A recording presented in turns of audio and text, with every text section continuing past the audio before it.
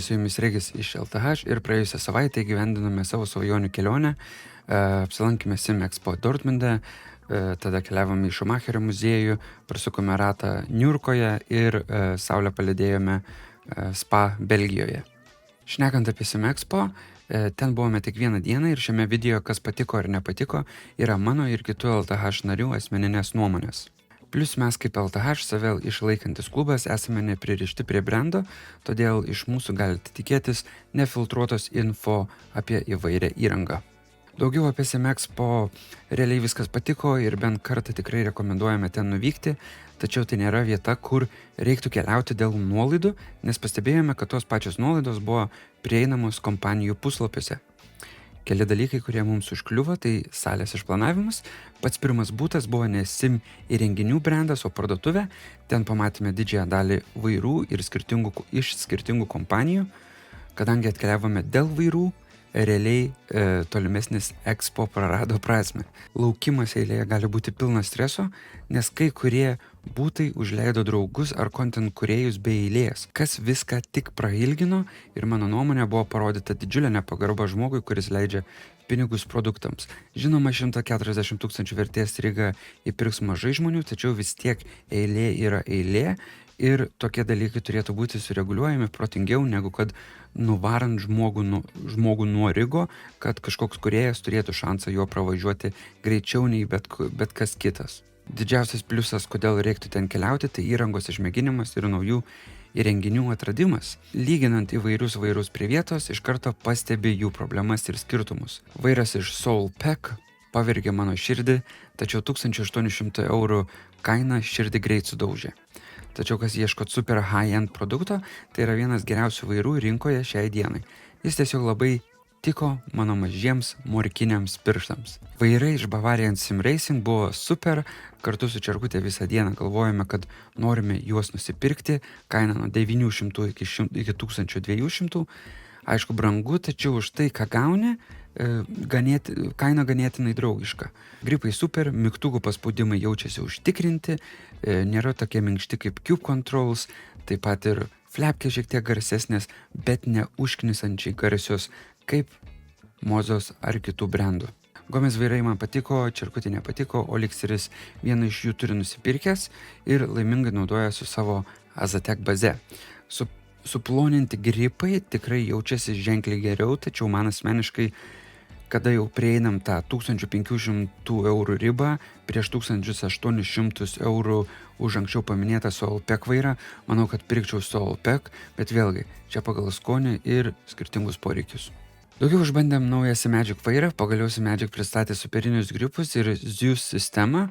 Ekranėlis nuo vairo gali eiti tiesiai ant Evo bazės, tai kas turite hibridinį Rygą GT3 lenktynėms, drift ar raliui, šis feature bus labai super.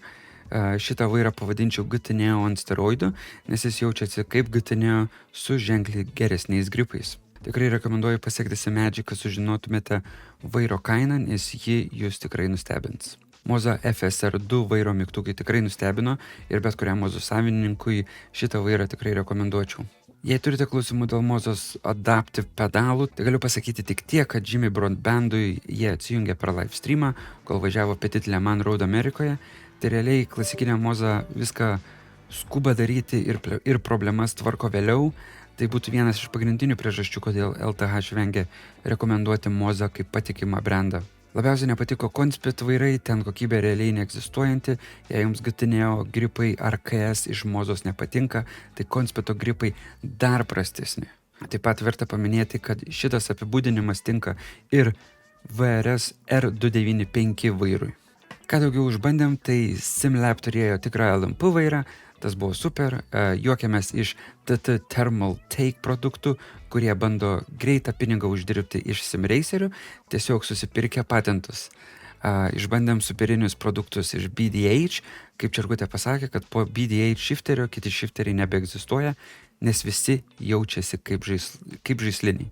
Plius jie pristatė sekvencinį shifterį, kuris buvo be galo garsus ir žinoma patį pirmą normalų adaptive shifterį, kuris keičia patternus pagal automobilį, kas tikrai manau, yra įspūdinga, tačiau mėgėjiškam setupui jis šiek tiek per daug. Taip pat BDH standas turėjo taip gerai sureguliuotą setupą ar rigą, kaip pavadinsi, taip nepagadinsi, kad numušė didžiąją dalį Expo esančių motion sistemų kompanijų. Toliau labai norėjome išmėginti pneumatinį stabdį iš SRP, tai tikrai super produktas, už 600 pinigų yra vienas iš mūsų rekomenduojamų pedalų jūsų rigui.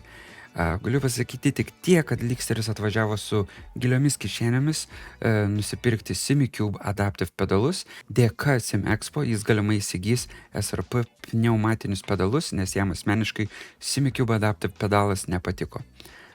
Tai mūsų rekomenduojamų pedalų sąrašas būtų P1000 iš SimMagic, VRS ar SRP pedalai. Žinoma, AliExpress pedalai Lietuvoje populiarūs, tačiau supraskite, kad mes rekomenduojame produktus, kurie šiek tiek brangesni, tačiau patikimi. Šnekant apie Fanatec naujus pedalus, Čerkutė bandė Fanatec Podium formulą, jie buvo neblogi, tačiau jam užkibo, kad žemutinė pedalų dalis keliasi kartu spausdant stabdį ar akceleratorių. Ir jam šis naujas feature nelabai patiko, galimai reikia laiko priprasti. Tada pasinėrėme į paieškas Rokenzui surasti geriausias Expo esančias Sim Racing pirštinės, praėjome per daug standų ir tik 2 kompanijos išsiskyrė iš kitų, tai Lovely Racing ir Sabelt. Lovely Racing sugniaužus kumštį turėjo mažiau tempimo ir suporto, tačiau gripai buvo sukurti pagal rankos vairo apkabinimą, kas iš karto pasijautė. Tačiau šnekant apie Sabelt pirštinės brangesnėje versiją, šios pirštinės jaučiasi vienas prie vieno kaip tikros lenktyninės pirštinės. Tai pavyzdžiui, aš namie turiu dvi poras po 200 eurų pirštinės iš Sparko, tai perkant Sabelt sutaupot apie 90 eurų ir turite, žodžiu, tą patį. Žinoma, klausimėlis dėl ilgaamžiškumo. Taigi Rokenzui labiausiai patiko Sabelt trumpesnių pirštinių versija, jis jas ir nusipirko.